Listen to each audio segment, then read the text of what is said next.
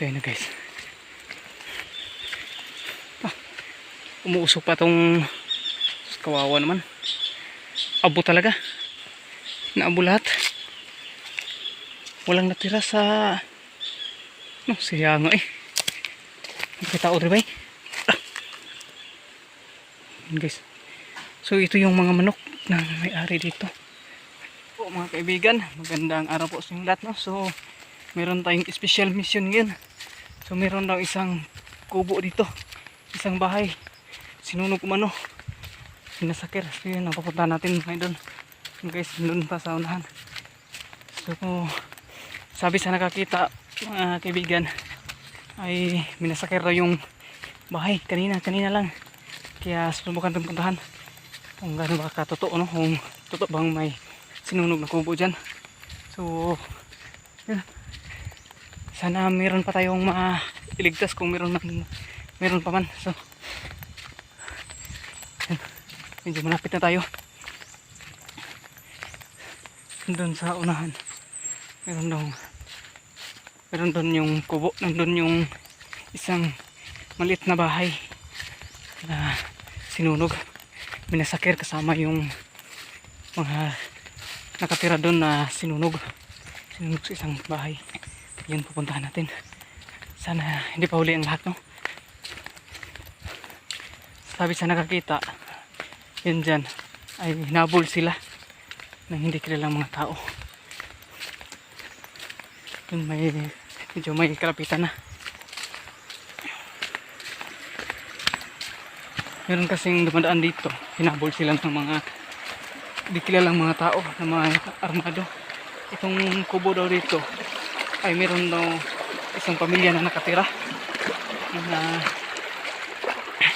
dito sa gubat na to, ang tawag dito, tabing ilog.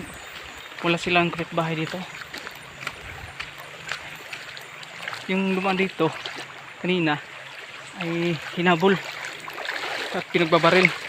Sila yung nagsabi, kaso walang pumunta dito, walang nag-rescue kasi natakot sila. Susubukan natin puntahan ano ba ang kalagayan dito. Takot yung mga rescuer na pumunta dito. So subukan natin. Kailangan lang natin mag-ingat. Tingnan guys, may usok pa, umuusok pa.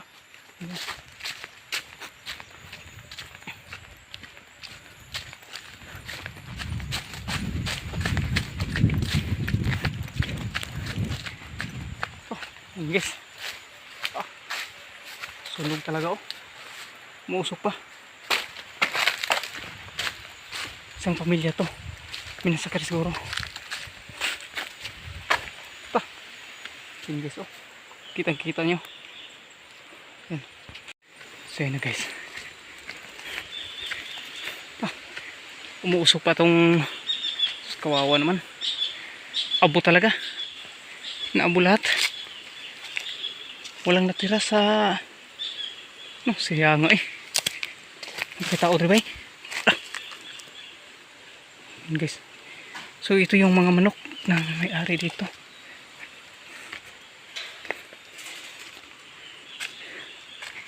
Yan yung mga manok na may-ari.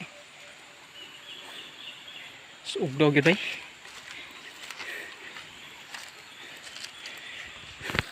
So yun guys, nakikita natin bago pa lang talaga ito ang nangyari, nasunog. Tingnan yung mga puno ng kahoy, bago pa lang. Nasaan na kayo yung mga gumagawa nito? Ang dami pa namang manok nila,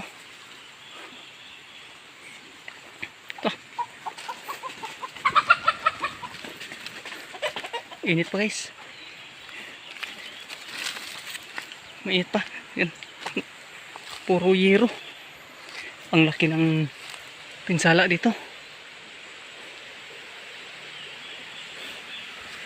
So nakikita nyo, wala talagang natitira. Kahit yero ay nalulusaw. Kita-kita nyo naman, nalulusaw yung mga yero. May apoy pa na hindi pa na papatay. Bago pa lang talaga itong nangyari. Natakot yung mga rescue dito kasi mga ano lang sila, taga-purok lang. Nag-report pa sila dun sa ating mga barangay official para magpatawag ng pulis, mga sundalo. So naunan naman tayo dito. Grabe talaga yung pinsala. So yun guys, sa nakikita nyo, meron pa kayang matitira dito.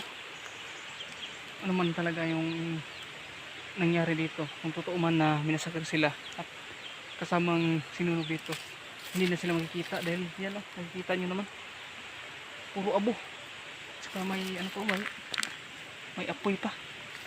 Grabe ang sangsang ng amoy. Hindi natin anong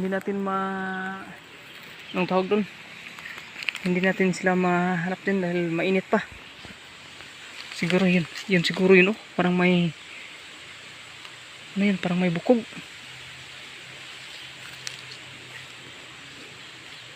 So yun guys, parang may bukog pa doon, oh.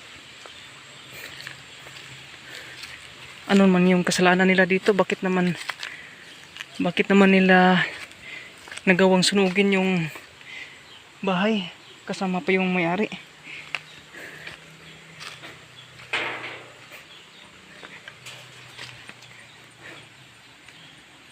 Grabe talaga. Tingnan nyo itong tapahan, muntik pang madamay sa sunog.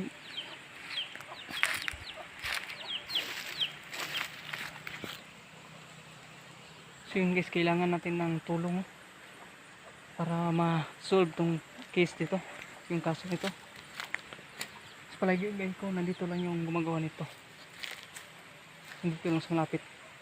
Ano man ang kasalanan nila, hindi natin alam kung bakit ginawa nila ang karmaldumal na nangyari dito. Hindi talaga to basta-basta. Dito basta-bastang pangyayari. Sinunog. Sabi nung nakakita ito kanina, nung dumaan, ay nagsigawan daw yung mga nakatira dito, humingi ng tulong. Nung lapitan sana nila, ay bigla na lang silang sinalubong at saka tumakbo sila at doon pinaghahabol, pinagbabaril na sila. Buti na lang walang nangyari sa mga pinagbabaril.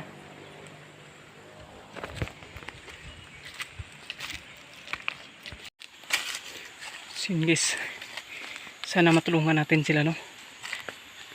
Parang ito guys, oh, tingnan nyo, parang napundo. Hawakan mo in.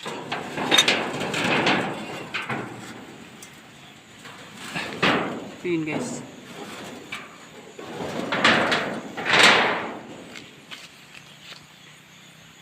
grabe talaga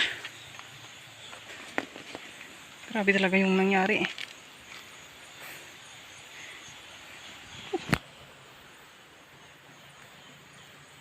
Grabe na talaga yung mga tao ngayon, hindi na makontento kahit ano-ano na lang yung ginagawa.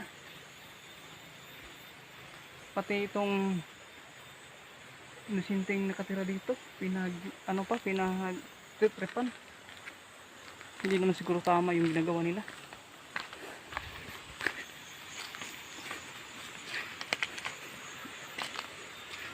Yung kaldero nila, oh,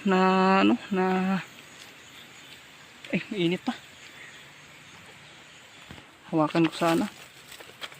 Yung kaldero na lusaw. Sobrang init. Mainit pa talaga.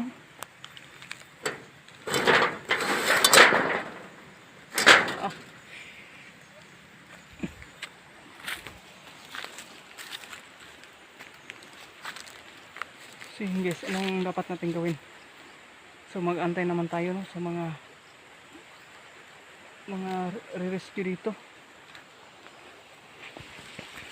So hindi natin yan galawin. Hayaan natin yung mga opisyalis na yung huhukay dyan, kung anong makita dyan. Hindi natin yan galawin. So ang magagawa natin ay kita lang natin sa inyo kung anong nangyari dito. So akala ko hindi totoo yung sinasabi ng mga tao na meron daw bahay sinunog dito.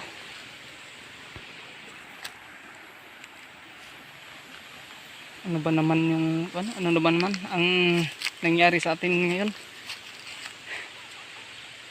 Kahit ano na lang, kahit anong ginagawa, mga bata ay papatay na yung mga bata. Marunong nang pumatay yung mga bata ngayon. So wala pa tayong detalye kung ano ba talaga ang pakay nila at ano ang tunay na nangyari dito. So hayaan natin yung mag-imbestiga dito. Hindi pa na mamatay. Oh. May ano pa, may apoy. Guys, may apoy pa. Ang laki ng pinsala dito. Buti lang sana kung walang dinamay. Okay lang siguro kung walang dinamay, pero kapag sinasagasaan mo na yung tao, eh mahirap na yun. May kalayuan kasi ito sa barangay, sa bayan. Nasa ano to, nasa gitna ng kabundukan, gilid ng ilog. Dito kasi sila nakatira. Walang kapitbahay. Tingnan nyo naman oh, walang makikitang kapitbahay. Dito sila nakatira.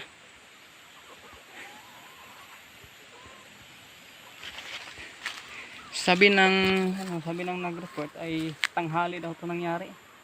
Nasa bandang 11 to 12 noon ang nangyari dito. Nung dumaan sila dito. Kasi doon sa malayo din, merong mga bahay doon, merong nakatira. At dito sila dumadaan sa ilog. Yan. Sa palagay nyo mga kaibigan, ano kayang nangyari sa kanila?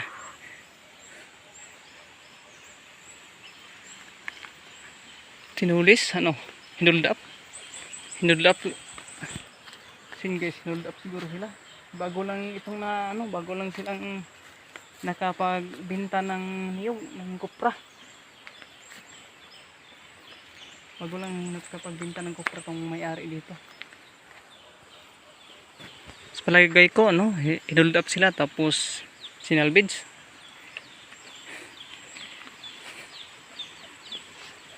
Ang laking trauma na nangyari. Yung dumaan dyan yung dumaan. Dyan sa may ilog. Tapos doon pa sila, may nagsigawan na. Pumunta sila dito. Tapos dyan sila inabangan. Anong tawag doon? Sinalubong siya dyan. Tapos doon tumakbo hanggang doon patungong baryo. Pinagbabaril sila, buti na lang walang na sugatan.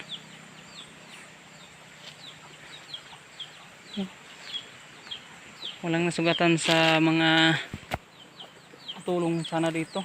Akala kasi nila yung nagsisigawan ay lang, parang may nag-aaway. Yun ang nila. Pumunta sila dito para tutulong, para kung may may itutulong sila. Pero yung nadatnan nila dito is mga armadong mga kalalakihan, hindi nila kilala. Marami daw. Maraming kalalakihan yung dito. Hindi nila kilala kung sino. Yun. Malapit na sila dito. Diyan na sila oh. Doon na sinalubong sila.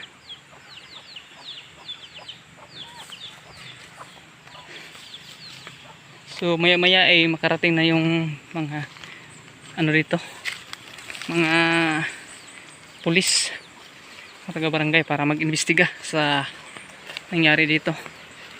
Kasi doon i-report nila yun. So hanggang dito na lang itong video natin mga idol, no? So maraming salamat pala sa walang sawa na nandyan pa rin nakasuporta.